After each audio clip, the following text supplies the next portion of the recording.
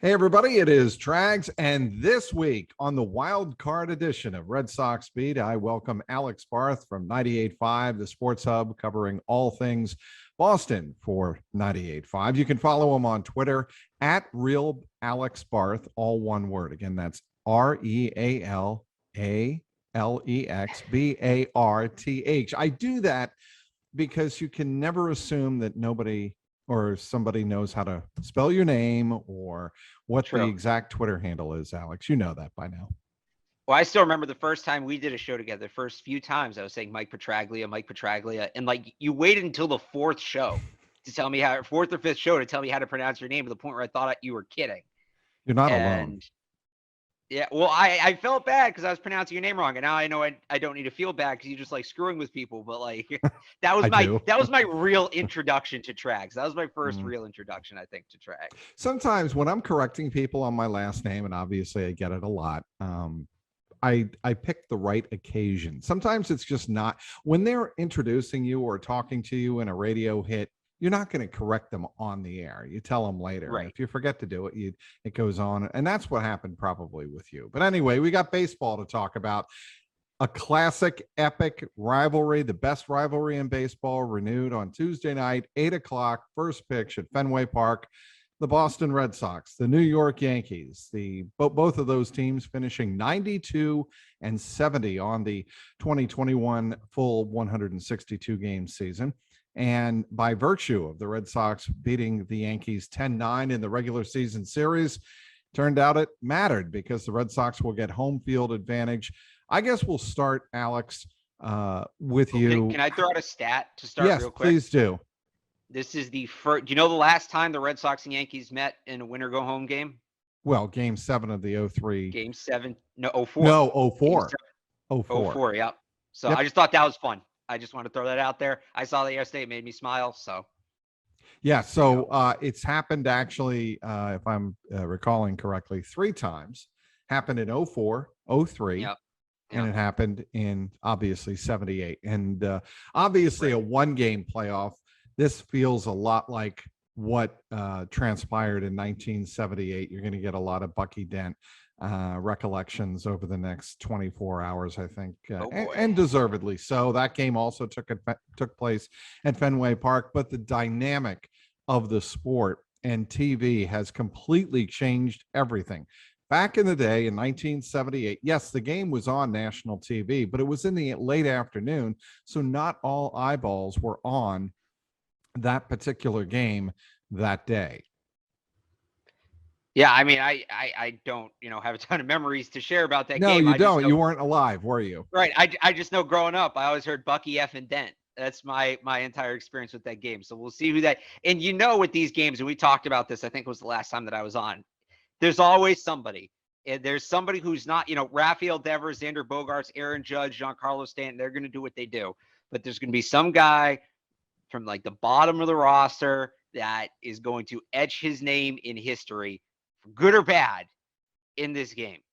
We'll see who it is. Like, I don't know who gave up the home run to Bucky Dent. Like, maybe he should be more Torres. Mike Torres, should he be more notorious? I don't know. But, somebody's name is going to be set in stone after this game. Somebody's going to come up from the bottom of the roster and make something happen. I think that there's a distinct possibility of that. I definitely want to get into the pitching matchup, because when you take a look at this game, it's a fascinating pitching matchup because it's 2 pitchers that know the opponent very, very well with very mixed results. In one particular case, for the Red Sox, they're going with Nathan Eovaldi, and he has faced the Yankees. Believe it or not, you know how many times he's faced the Yankees in 2021, Alex? I want to say, is it 3? 6. 6 times he started against the Yankees. Now, I don't know which side of the fence you fall on in terms of whose advantage that is toward, but I would say usually the Yankees and the batters, because the more you see a picture, the more you know what his repertoire is. And I think in this particular case, it's going to help the Yankees. And if you take a look at what he was able to do in those 6 starts, he was 2-2 with a 3.71 ERA. He allowed 5 home runs, which is probably, middle of the pack. His whip was 1.2 or 1.24. Actually pretty good for a starting pitcher. And his walks and strikeouts. This is what is eye-popping about Nathan Eovaldi against the New York Yankees. 34 strikeouts, and in 34 innings, only 4 walks. If he has that kind of control on Tuesday night at Fenway, I think the Red Sox stand a very good chance of winning this game. Here's what I would say, though, and I think you bring up a good question when you say, okay, there's a ton of familiarity here, and who gets the advantage? I think that's the Yankees, because you mentioned Eovaldi's stats throughout the season, but sports, as we all know, is what have you done for me lately? And boy, did the Yankees look like they have Eovaldi figured out. That last time they faced him, whatever it was, 2 weeks ago, that series opener at Yankee Stadium, 2 2/3 innings, 7 hits, 7 runs, allowed a home run. And you mentioned those strikeouts and walks, right? In that game, no strikeouts, 2 walks for Eovaldi. Yep. So 2 of the 4 came in that one game. So yes, for the most part, big picture, he's been good against the Yankees this year, but they had him squared up in that last game. They knew it was coming. They attacked him. You can't allow 7 runs in 2 2/3 in this game. You just can't do it. And we don't know what the bullpen's going to be like. They do have the off day today, which helps. But Gerrit Whitlock went deep into that game yesterday or Sunday, whenever you're listening to this, and they're going to need Eovaldi to give him a couple innings here. So I am a little hesitant. I was hoping, all things considered, Chris Sale would be able to start this game. I thought he was the better option. Ultimately, you needed him on Sunday, and it was probably for the best, even though it didn't end up working out. Actually, as it turned out, you didn't need him on Sunday because at the worst case scenario, had they lost on Sunday, first of all, they would have had to go to New York for the wild card game. But secondly, they were at least guaranteed a play-in game on Monday, today, and as we record this. And that turned out not to be the case. Sale gave them enough of a quality start that yes, they fell behind 5-1, but they were able to rally, of course, for the 7-5 win, thanks in no small part to Raffy Devers' 2 home runs. The 2-run homer in the 9th was the game sealer. But it was pretty fascinating to watch how Alex Cora managed his rotation down the stretch. What he did with Tanner Houck on Saturday in the midst of a perfect game, he pulls him. I think part of that is to make sure that he has enough weaponry in his pitching staff for the week coming up, because to get into the postseason, you're going to need the arms. Yeah, again, I go back to it. I know, and you kind of said it last time, that we can't count on, an extended start in these kind of games. The Red Sox might have to. I know that that's not traditionally how it goes. Well, I mean, if your starting pitcher's getting hammered, you get them out of there. There's no ifs, ands, or buts about it. That absolutely, but I feel like, don't they kind of have to give Eovaldi a little bit longer of a leash than a team typically would in this kind of game? I don't think they do. Just because of who's behind him? You don't think so? No. I think they feel like they've got enough arms behind Nathan Eovaldi and I think Alex Cora is confident enough in this bullpen with Gerrit Whitlock coming back that that they are going to be able to tap into the bullpen heavy and early if they need it. How many innings is Whitlock going to throw? I would hope that, and look, they were totally right for managing his pitch count this year. And he's coming back from the Tommy John, and he's clearly a special player. You don't want to risk setting him back. But I would like to think, to some extent, the restraints come off here in the playoffs, and that pitch count kind of takes a back seat. And I'm not saying he should come out and throw, 5 innings in relief back to back games, but what he threw 2 or 3 on Sunday, right? Mm-hmm. That should 3 innings should be on the table again. Realistically, if he's feeling up for it, 3 innings should be on the table on Tuesday. Because if you can get 5 from Eovaldi, 6, 7, 8, and then I don't know who the closer is, but I think you really need him to be that bridge guy. Well, I think first of all, a lot of it's going to rely on the game situation, how comfortable and how much Alex Cora trusts the particular arms in the bullpen he is about to call upon. I mean, right now you've got Garrett Whitlock, you've got Matt Barnes, you've got Adam Ottavino, you've got Darwinson Hernandez, and did you say Robles? Hansel Robles. Yes, I did not say him. So yes, you also have him. So, and you've got Martin Perez, who was warming up in the bullpen on Sunday to come into that game. And I think he did come in, didn't he? I mean, he did come in. Yes, thank you.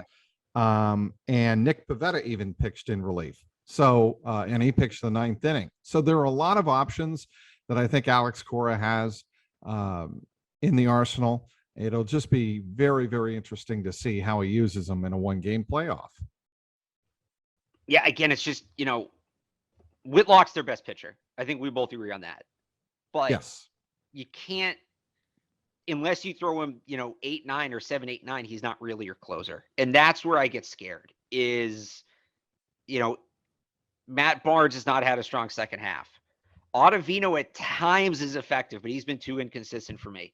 I know Robles has been really good for the last few weeks, but he feels like a guy who's about to implode. I mean, he's pitching so far above where he usually is.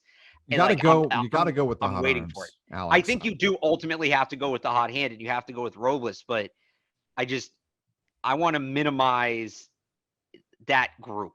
The less of that group I see, the better I'm going to feel. I want Whitlock and how like for the wild card game, and then as far as they go, I want to see Whitlock and how carry this thing. Those two guys are the guys I trust more than anybody else.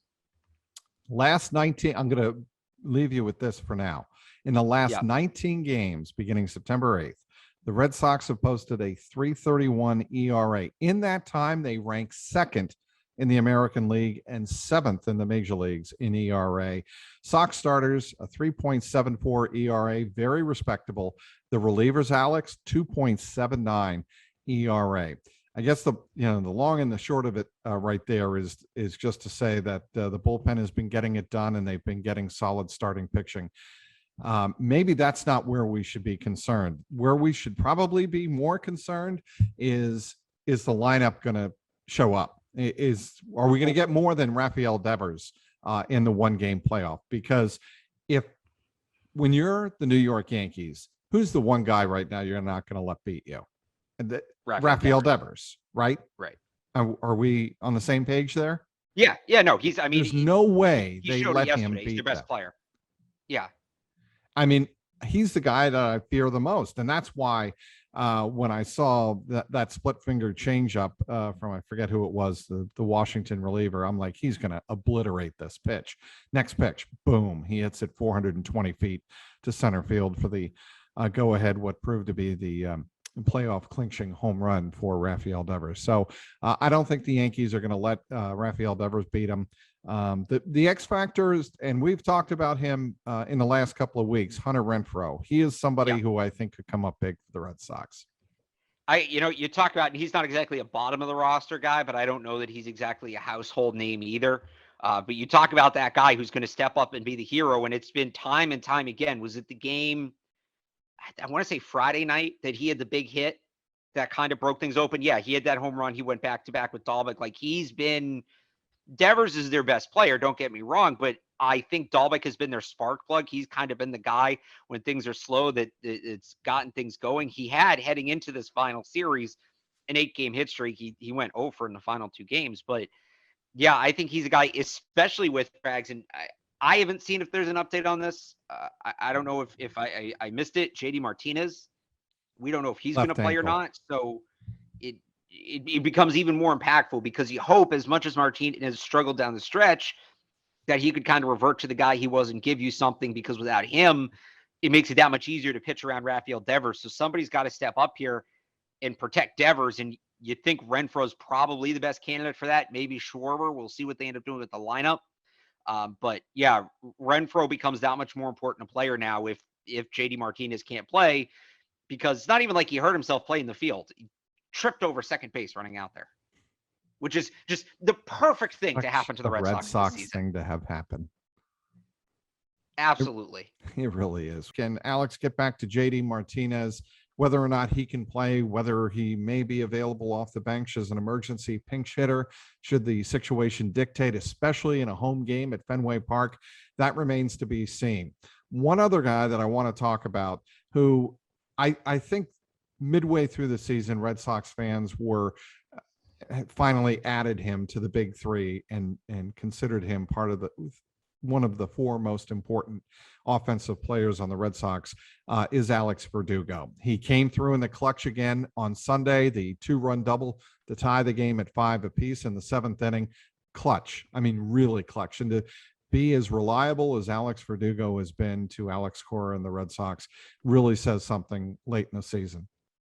Yeah, it was a weird season for Verdugo where he started hot, right? Remember at the beginning of the year? And he had that he actually started like the first couple games slow, but then he had that at bat in Minnesota. He had like that 14 pitch. Do you remember what I'm talking about? At bat. And he ends up, it was a double or a triple to tie the game. This might as well have been 5 years ago, but that seemed to unlock something, and he went on a tear, and then he really cooled off in the middle of the season. Now he's back. Here's his splits by month. So April, he hit 300. Then he goes 275, 257. He's down to 250 in July, then back up to 341 in August, and then 314 in September and October. So, that's a really odd path, but he's back. And he was a huge reason when they ripped off that 9-game winning streak at the beginning of the year, which changed everything. I mean, he was at the center of that. And they play their best baseball when he's hot. He's clearly a guy they rally around. So to kind of see him have that game yesterday, have that clutch hit, he looks like he's in a groove right now. That's big. I don't think that's something you can overlook. No, I don't either. And I think it'll be very interesting to see how the Red Sox come out with the starting lineup. Anything you want to see from Alex Cora against Gerrit Cole on Tuesday night? I mean, it's not what I want to see. It's just something I think is really interesting, and that's Jose Iglesias. And obviously, we're not going to see him again, right? He can't play. Right.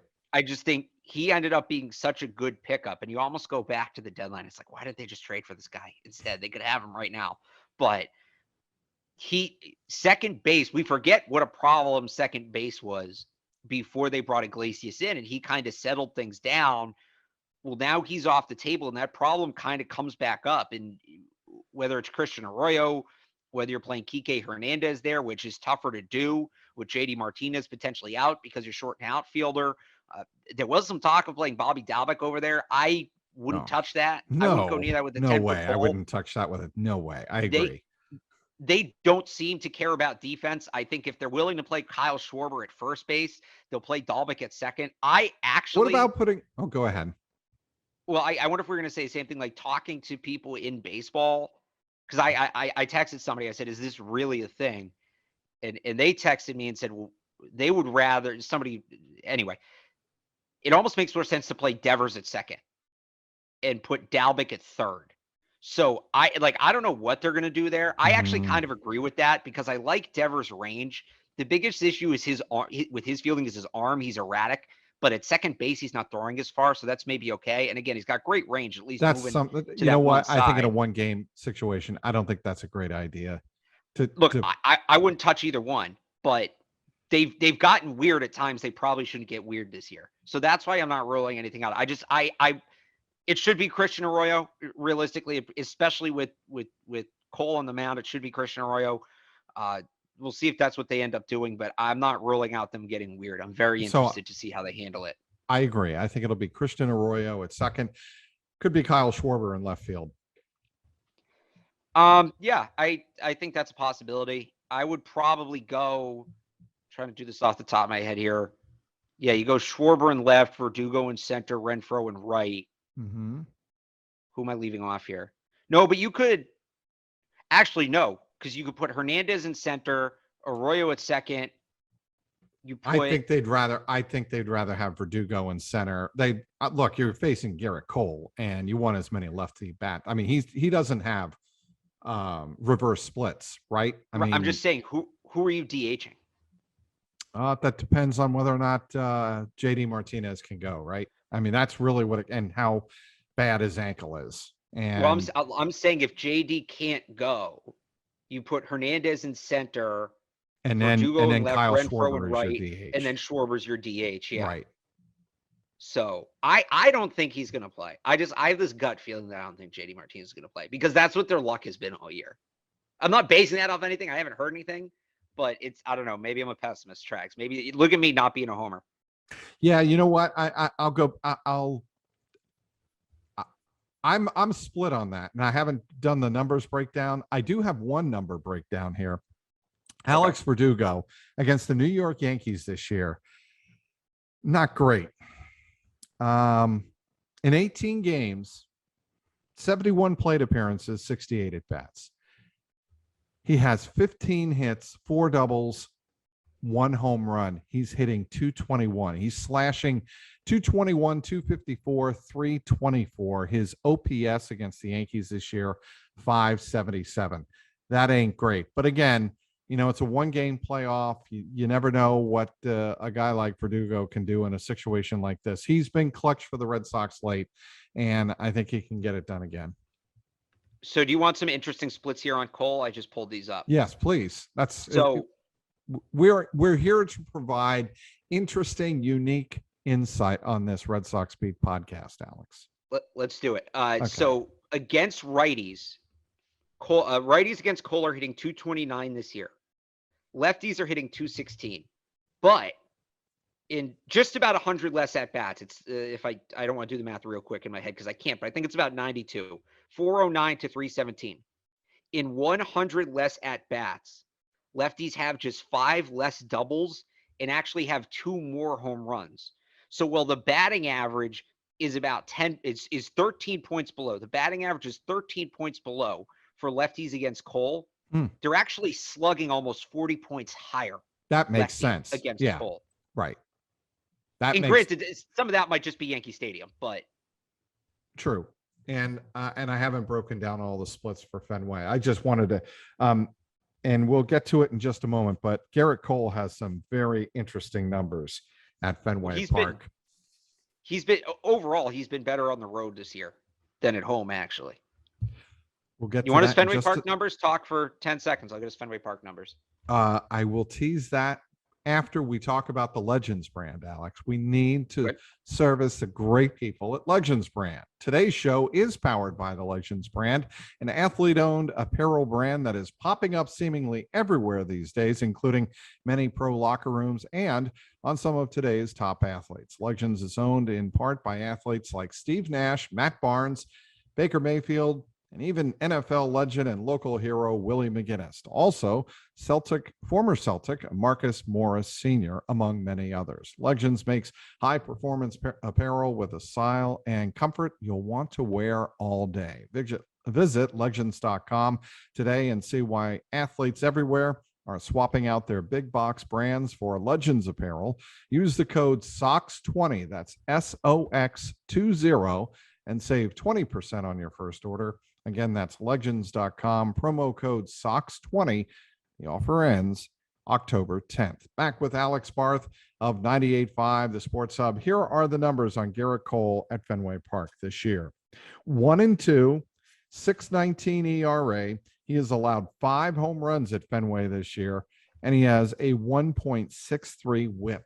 Those are not good. No, and I think that's got to be really encouraging. That's got to be really encouraging if you're the Red Sox. And if you go back, he made one start in each year, 17, 18, and 19. That first start, he allowed 5 runs in 5 innings. That next start, 2 and 6. The 2019 start, he was actually good. He allowed no runs through 5 innings, but he did allow 6 hits. So not his favorite ballpark to pitch in. No. And pitching's so mental, right? And I think when you have no margin for error like this in this 1-game playoff, that's the kind of thing that can sneak into somebody's head. And look, I haven't watched every start Gerrit Cole's ever made, but I've watched him in some big games. When I watch him, he's a very good pitcher.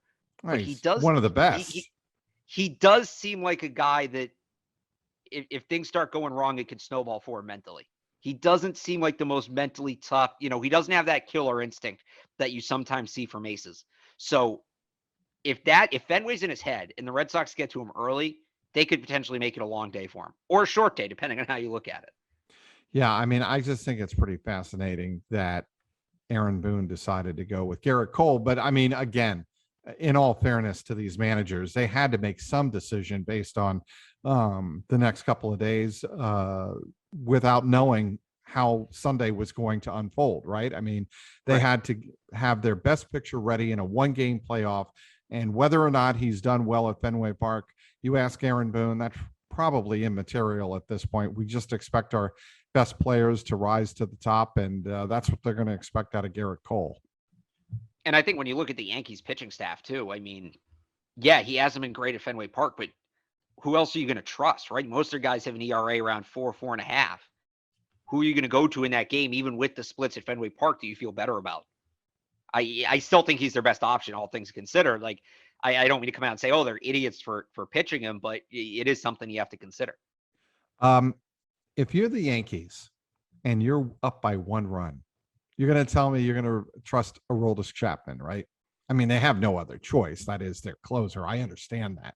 But as somebody who followed the Cincinnati Reds for a long, long time and was very fascinated in watching Game 7 of the 2016 World Series, in which the Cubs had that 2-run lead against the Cleveland Indians, and Aroldis Chapman gives up the 2-run homer down the left field line, tie game, and he winds up taking a vulture win in Game 7.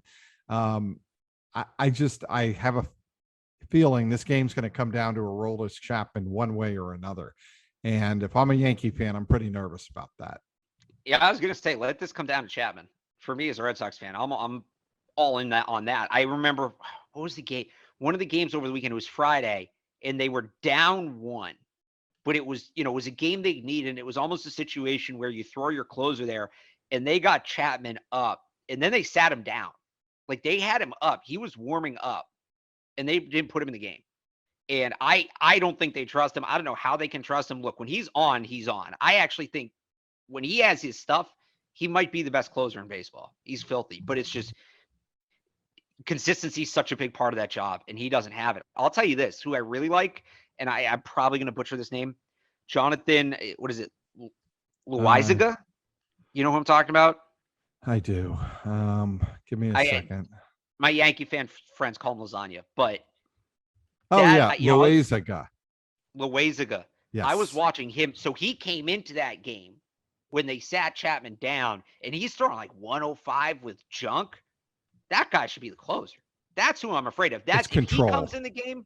But the reason he's not is control. And he wasn't throwing 105. No, he hit like 103 on one of the pitches. Is control a big issue? I mean, I'm looking at his numbers now. 69 strikeouts, 16 walks. Usually somebody that throws that hard naturally is going to have control issues because the ball is not going to go straight. Usually.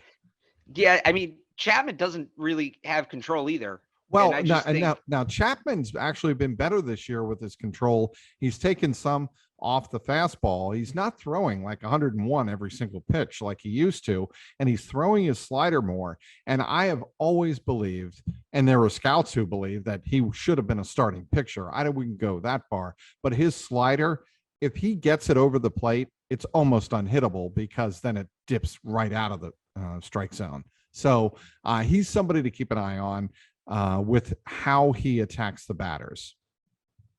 Yeah, it's just that inconsistency for me. Like, he doesn't have that. We started talking about this. That game's not over if he's on the mound. It can be a 3-run game.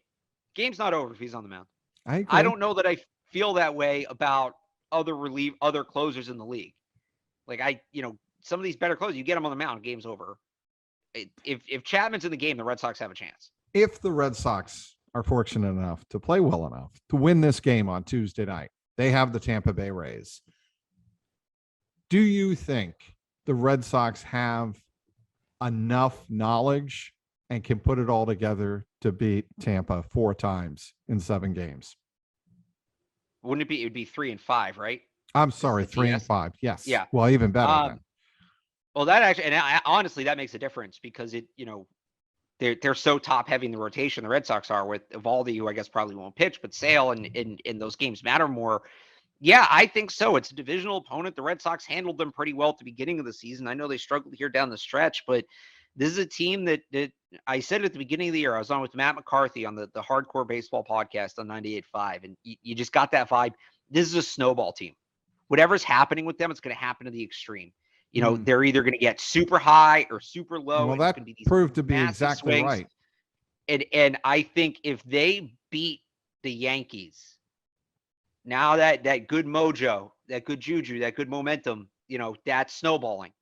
And again, the Rays are a team they beat early in the season. It's a team they know. Like, as frustrating as the Red Sox were in the second half of the season, and people who listen to the show, I was on here yelling, ranting, raving. As frustrating as they were, the AL kind of sucks.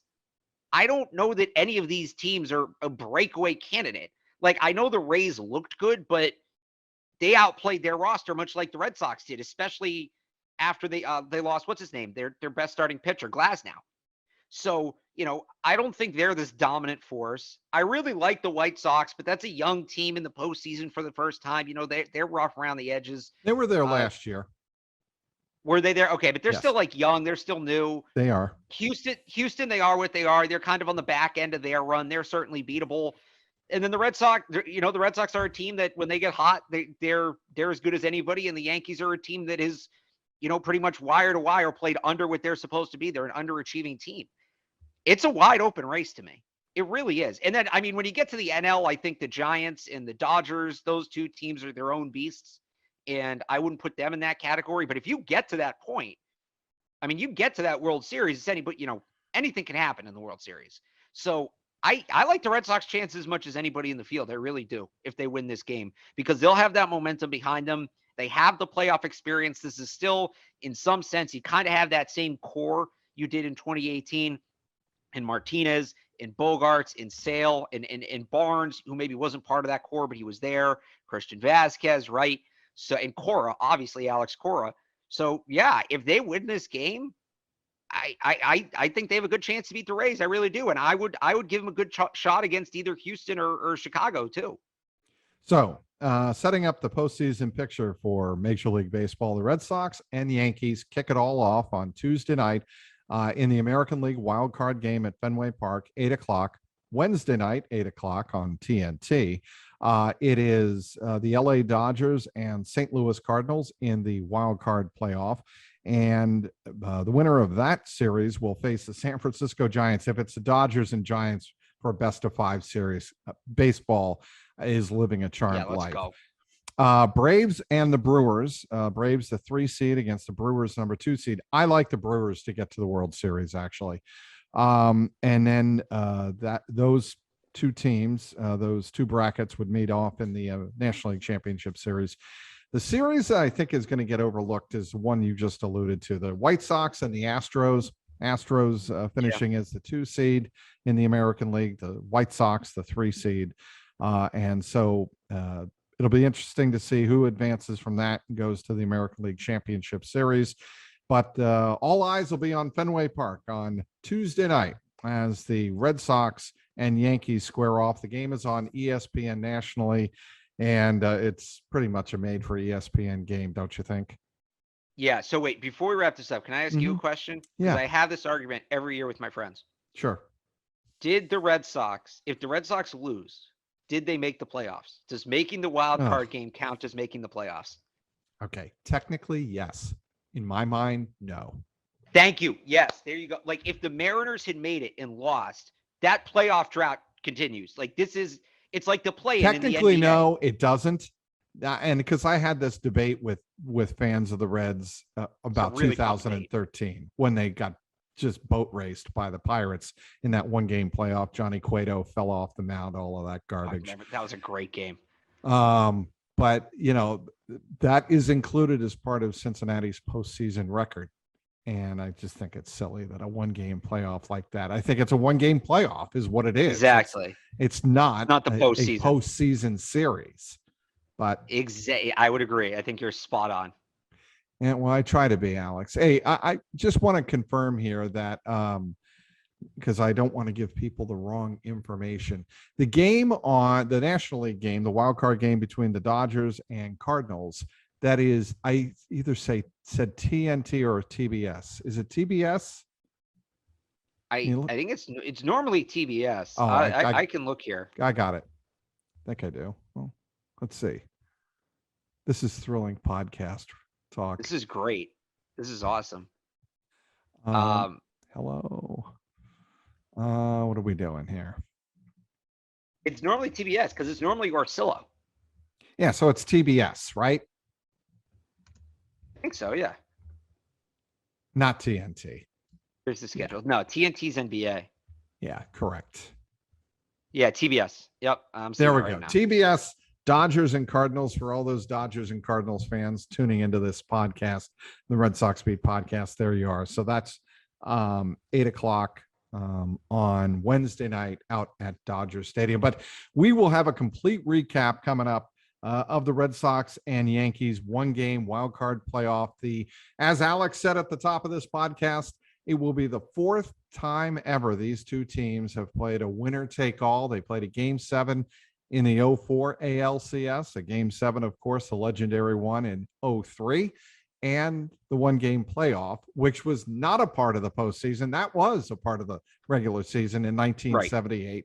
Right. Of course, that is the game forever etched in baseball lore as Bucky effing Dent. We'll see if we have another one of those moments coming up this week and coming up Tuesday night at Fenway Park. I want to thank everybody for downloading today's podcast. Thank our great guest, Alex Barth.